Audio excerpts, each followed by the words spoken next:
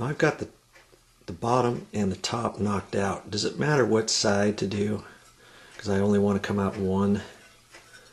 Because you can flip the box over. Well, yes it would, because look, if you knock this one out, let's say, there's your set screw for your ground. You wouldn't want to do that. You'd want to use this one down here, or in our case we're going to flip it like that. I want to put the ground screw there, and the side is going to go right like that.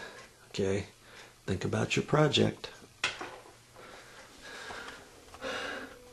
You got that new box mounted, and I actually lucked out. I installed it right where they had it before, and remember this top one seemed a little short.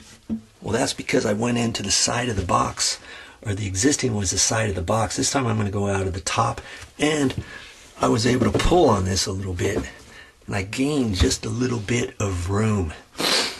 Now, what I'm going to do is I'm going to take some of this conduit, and I'm going to sneak it up over that.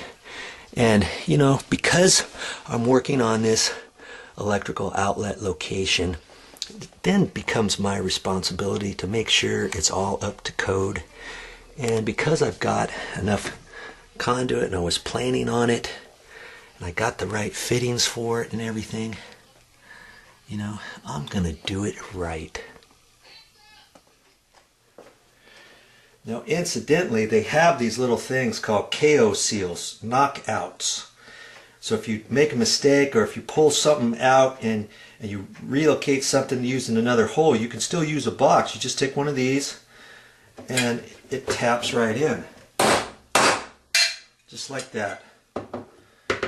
Now see, I end up having two holes on the side because the wire that was coming in through the top, it was still a hair short. And so I decided to go here, and that'll give me a little bit more room to make the box up. So I'm glad I had these. These are called KO seals, knockout, meaning K-N-O-C, K-N-O, knock, K-N-O-C-K, out, O-U-T, K-O. That's why they call them KO seals. Okay, they have those at the store. Okay, so now I did that because you don't want to leave a hole. If you don't use one of these holes, you don't want to leave it open. That's against code. Okay, so on the side here, I've got one coming down like that, and then I'm going to have one coming straight out and one down at the bottom. There you go. Now, did I do that for your benefit, or did Joe just mess up? I'll let you be the judge of that. Now this might be a good time to put your ground screw in. And you know what? There's two different size ground screws. The ones I saved from before are too small. Luckily I found a bigger screw in the garage that I can use for the ground screw. Okay, when I put that in the back of the box, it's going to hit the sheetrock. Right? So I'll screw this in first, then I'll take my scratch awl, poke that, and then I'll put the screw in after that, and it will kind of drive into the sheetrock, but there's threads on there, okay? So take note of that. If you ever need ground screws and you're at the hardware store, make sure you get the right ones, because there's two different sizes.